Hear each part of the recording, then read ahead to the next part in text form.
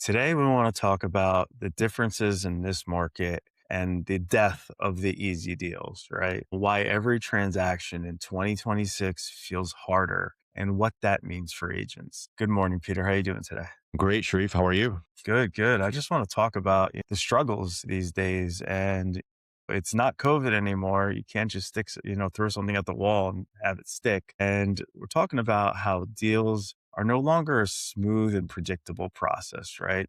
We're seeing financing issues, inspection issues, appraisal issues, and even emotional buyers that are causing more deals to fall apart than we've seen in years. And really, the agents that hold the deals together are the ones that are winning right now. So I kind of want to just talk about that and, how these contracts are falling apart and what we can do to save them and, what makes a good agent rather than an average agent. For sure. Let me tell you, I'm super excited that this is happening actually, because I remember, and I'm sure you remember too, everybody got their real estate license during COVID because they had nothing better to do.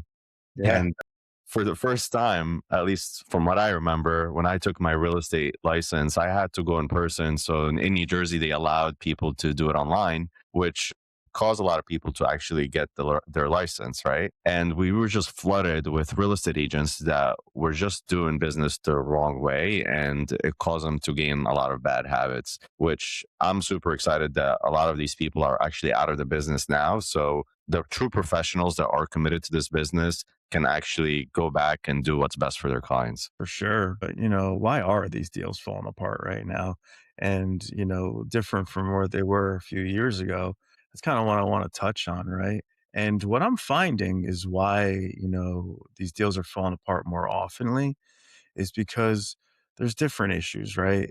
We're getting a lot of rate sensitivity, with rates right now hovering, in the higher actual interest rates sections. It's basically very sensitive for buyers right now. They're always comparing to the past rates, the lower rates that we've had in the past years. And we're starting to see buyer hesitation because of it. And I can tell you also, in addition to that, it's not the wild, wild west anymore, right? People are actually performing inspections. They're not really, waiving appraisals like they used to. And it's really causing havoc in the industry right now because what people are used to, it's no longer happening. And what are you seeing in real time that's also killing deals, Pete? Yeah, no, that's a great question, and it is happening more often than not. And I would say it's market dependent too. In North Jersey, we're still seeing certain deals of having inspection coverage or limiting inspection and certain things like that. But I think the biggest reason is just uncertainty overall from buyers. They're just not sure where the real estate market is going, and everybody's just waiting for rates to go down, or they're double guessing themselves. They have people, maybe family or friends, that are talking in their ears about the market might not be the best market right now. There's all speculation at the end of the day, but nobody really knows what's happening. It's, every couple of weeks, I feel like the world is changing and there's some sort of news that is disrupting the industry and causing people to wonder what's going to happen next. And I think that's one of the reasons. Yeah, I mean, we were in a market where people didn't really think. It was very reactive, and they were just taking action before even really letting their emotions get involved, right? And I feel like these external factors, like things happening in the news, are making people a little bit emotional about their buying and purchasing. So I think emotions are, one of the bigger factors right now, or they've actually come back into play. And I can tell you, in a hot market, emotions don't matter as much, but now it's everything, right? And really, it's like you said, it's the fear and uncertainty of the impact of the decision making process. So really, people are just, they're second guessing themselves rather than just taking those initiatives and just putting offers in, waiving everything, and just to secure a property. And we're starting to see a little bit of an uptick in inventory. Really, still a seller's market, but a little bit of uptick in inventory will cause a little bit more uncertainty, which I find is really becoming one of the biggest factors right now with buyers. No, I totally agree. A lot of people are also, and I think it just goes back to the real estate agents themselves. Like you cannot communicate, sir. You cannot convince somebody that the market is doing good or it's the best decision for them to do. If the agent themselves is not, they're not convinced that this is the right time to buy or sell, also. And it just goes back to stories. And when we talked about this before, use stories with other clients that have bought with you a year, 2 years ago, 3 years ago, and how their home prices went up. For people like, you mentioned your client with the one that bought a townhouse. And then he was kicking himself in the butt after realizing that, home prices just went up 20-30% since he bought that townhouse when he thought at that point, a single family home was too expensive. So we have to communicate certainty across the board with our clients and also use stories with clients that have bought or sold with us and their success. So this way clients are also can relate to other clients that did something similar to them. Yeah, truth be told, that client's still looking for a single family house. It's been like 5 years. He did purchase that townhouse with us a few years ago, and he regrets it. He definitely regrets it, every day. And really, it's a big problem that we're having right now is when buyers are hesitant, and then a year later they're even more hesitant because they feel like they should have pulled the trigger a year past. So I mean, that is definitely, hesitation in the market, more emotional. Buyers are definitely, they're a little bit different now than they were a few years back. But I can tell you, even when we're getting these, clients into a contract, the deal is also a little difficult to navigate through because there's no waivers or minimal waivers compared to what we've seen years ago where everybody was waiving everything. So there was really no discrepancies once again to the contract because, inspections were waived, appraisals were waived. There really wasn't any complications, but we're starting to see those complications come back again, right? And really, what we need to do is manage the contract from start to finish and get it to the closing table. It's no longer, hey, I get something under contract, it's going to coast. Just let all parties just kind of get involved in it and have the attorneys take over. It's not like that anymore. We're really getting involved, trying to work out different issues like we did prior to COVID, right? So problem solving is becoming true again. And I can tell you that, not everyone knows how to problem solve. If you don't have the experience, you don't have, the actual track record within, your environment, it's hard for you to navigate through these issues that pop up because you don't have anyone around you advising you, right? Or you haven't seen these issues prior. So I feel like, that's one of the problems right now. It's about getting to the closing table, right? It's not just about getting an offer accepted. So I feel like that's even more difficult right now is actually navigating the actual transaction to the closing table than actually getting it offer accepted. Yeah, and I think also being part of a team or like having a team around you, like attorneys, inspectors, lenders that know how to problem solve is also very important. Because if you do come across certain things, let's say you have a mortgage issue or a lender issue, and that lender doesn't know how to deal with that issue or maybe find another program for the client.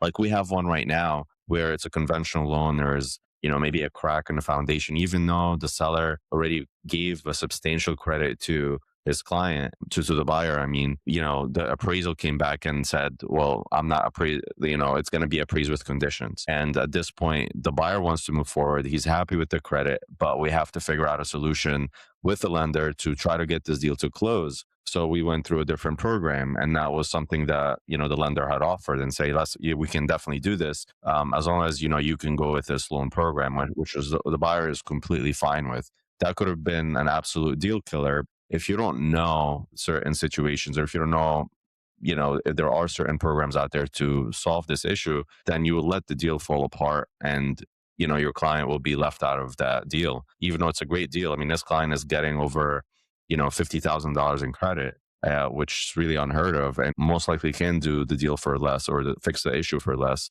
So it's a great way. He doesn't want to lose it, but the lender could be a problem if they didn't choose the right lender. Yeah, you got to have the right team around you, right? And a lender with experience is gold, especially when they can, navigate through different issues and figure out what those solutions might be or different programs you might be able to get to. But that's what we're talking about. It takes a little bit more to get a deal from contract to closing. And I can tell you now more than ever, we're looking at deals that require more communication, right? Not just between agents, but between the clients and the agent, and also between the lender, attorney, and all parties involved in the transaction. So without that communication, you fail, right? So that's really something that, we want to focus on is having better communication, because the better communication alone can save transactions. And that's the key right now, is to do whatever we can to save transactions. No, for sure. And I think it also goes back to setting expectations up front. A lot of real estate agents promise the world and everything's going to be fine and there's not going to be any issues. And yeah, I can get you a deal under asking price, or, everything's going to be great. But the issue is that when you do have these wrong expectations and you communicate the wrong expectations with your clients, it's going to be very tough to have that deal go through if you come across problems during the deal. So you have to communicate that properly. And this is why we really talk about buyer consultations. So this way the buyers understand what is it that they're going through prior to actually getting an offer accepted. So if in the event there is an issue with appraisal or inspections, like we can go back to that conversation that we had with them initially. So this way they're not surprised or taken by surprise overall. So true. Definitely. But definitely keeping in touch, and communicating throughout the transaction is key, right? And really, it's no longer just one negotiation that's happening, right? Just to get a contract accepted. There's negotiations throughout the transaction now. And really, it's not just the offer, right? We're talking about inspection renegotiation, appraisal renegotiation, final walkthrough issues. I mean, we got to stay in control through multiple negotiation points now. It's not just the initial. So it takes more to get that contract to the closing table. So it's really focusing on what the client's needs are, what their flexibility is, and also trying to find some time of middle ground, some type of middle ground between the buyer and the seller. So I think that is key, is understanding that it's not easy anymore, right? You got to have these conversations, and some of them are difficult, and that's the key now to get a contract to closing. No, I agree. Negotiation too, and especially if you're dealing with another agent, another side, I think a lot of agents just let their ego get in the way and they just start talking about how many years they've been in the business and they're not really listening to what is the problem that we're trying to solve here. I think it's really important if you are trying to negotiate, you got to see every point of view from the other person's side as well, and trying to match the deal together and make sure that we're solving a problem. What is it that the buyer is looking for and the seller is looking for, and how can we make solutions to a problem that we both have, so this way both parties are somewhat happy. But it can be one-sided. Like if you are looking at it as like as a one-sided negotiation, it's never going to work out. You have to figure out what is it that they really care about the most, how soon, and how can we get this deal to actually go to the closing table and solve the issues that we have. Yeah, it's so true. It takes a little bit more work, right? But it's also about setting expectations up front.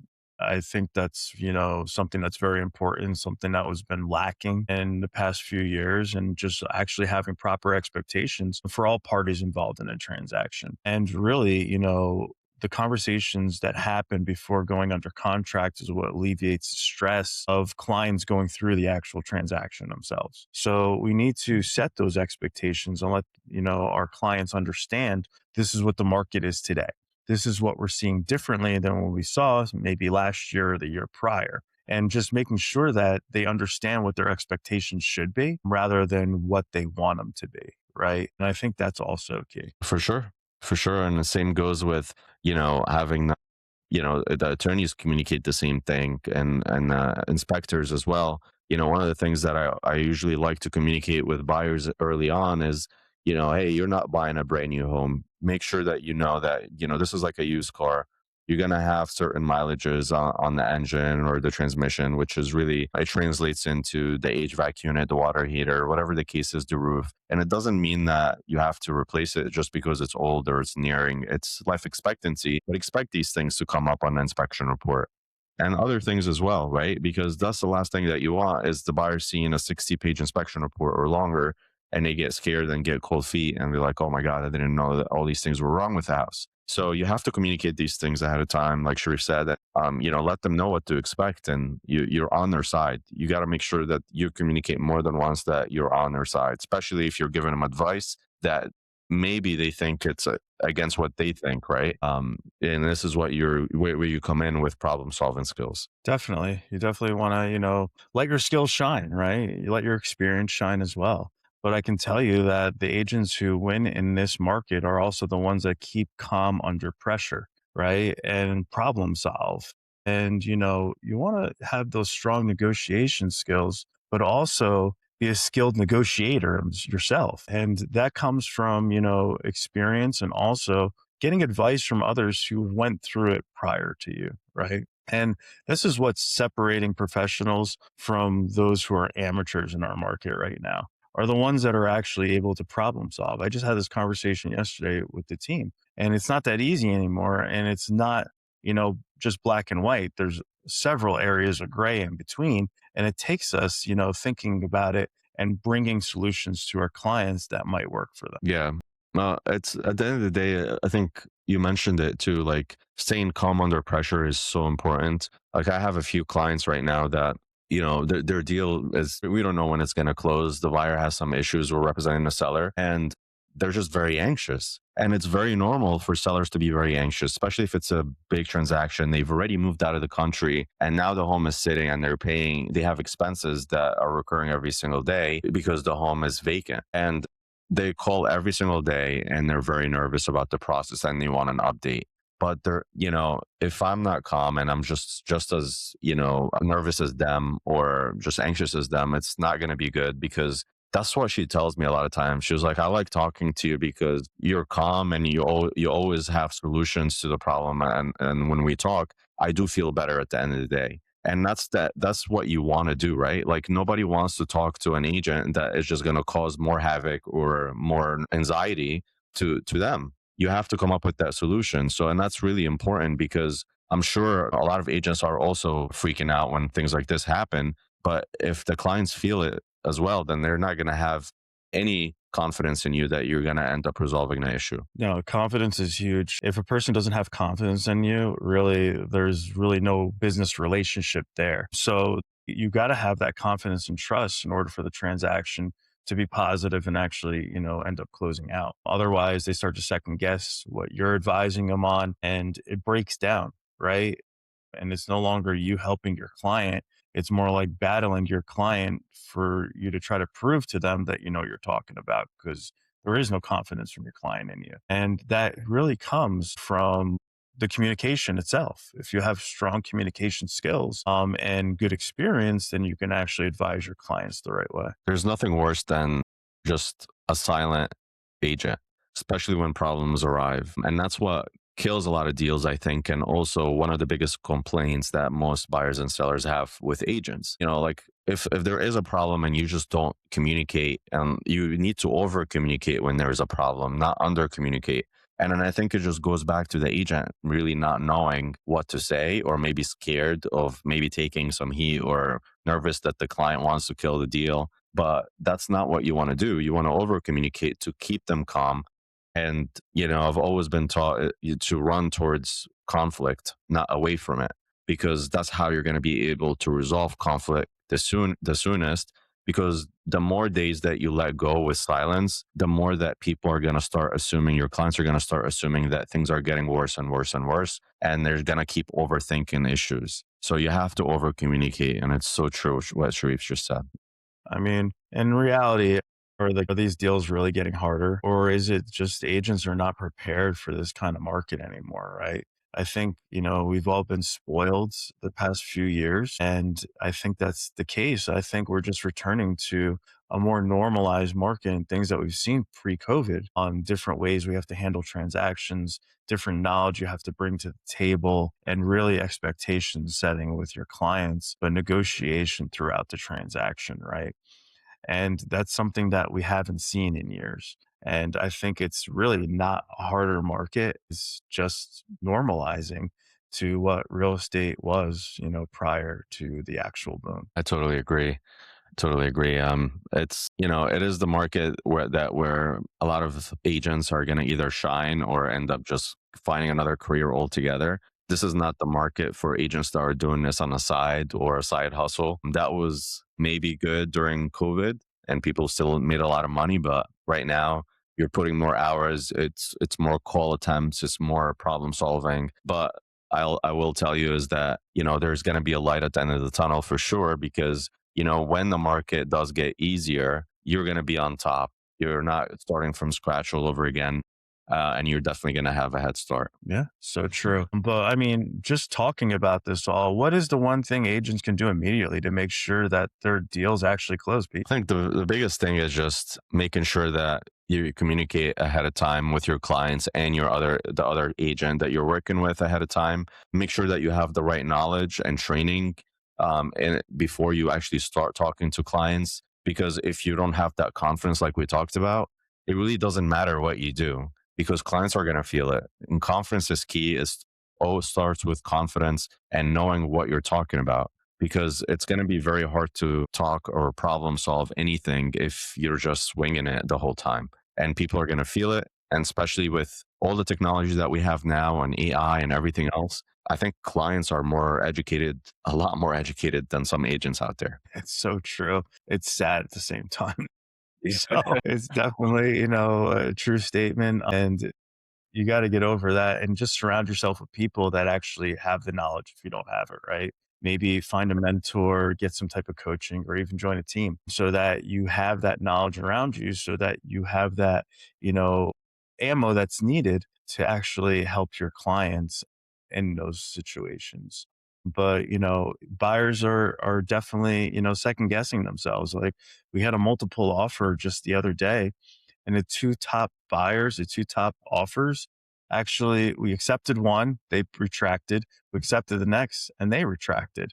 So you're going to have to navigate through this a little bit more carefully and kind of, have those conversations with the buyer's agents, making sure that the buyers are willing to move forward, are qualified, calling the lenders, digging a little bit deeper, understanding, the people that are making the offers a little bit more rather than just accepting anything. So just know that emotions are involved again, and it is causing, a little bit of more turmoil in the real estate industry, where you're just going to have to navigate, you know, basically your clients through these transactions a little bit more closely. Yeah, no, it's so true. And one of the things that I always recommend people to do is, you know, like Sharif said, talk to other people in the industry, your colleagues in the office, or if you are struggling, I think it's always good to, consider the idea of joining a team or like if you can afford it, get a real estate coach. We're both real estate coaches and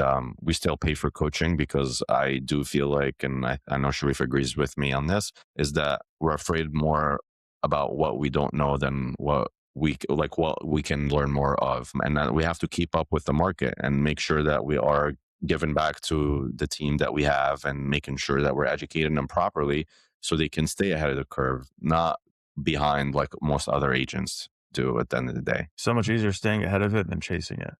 Yeah. But, it's really the market today is different than it was been for past couple of years. And you just got to adapt and pivot. So that's really what we wanted to talk about today and just bring that to light is it's not really a harder market. It's just you got to work a little bit harder to get your deals closed, right? And those that are successful in this market are the ones that communicate more and definitely focus on expectations with their clients. But I can tell you, if you like, topics like this, if this you find that this provides value and you're getting some type of, ammo for you to actually handle your transactions in the future, feel free to like and subscribe below. And we'll be sure to, post more content like this. And if you ever have anything that you're struggling with and maybe want us to talk about, feel free to reach out. We're always looking for good topics that people are struggling with right now that we can actually conversate about. But definitely great talking to you yet again today, Peter, and hope everyone out there enjoys their day. Peace out, guys. Bye, guys.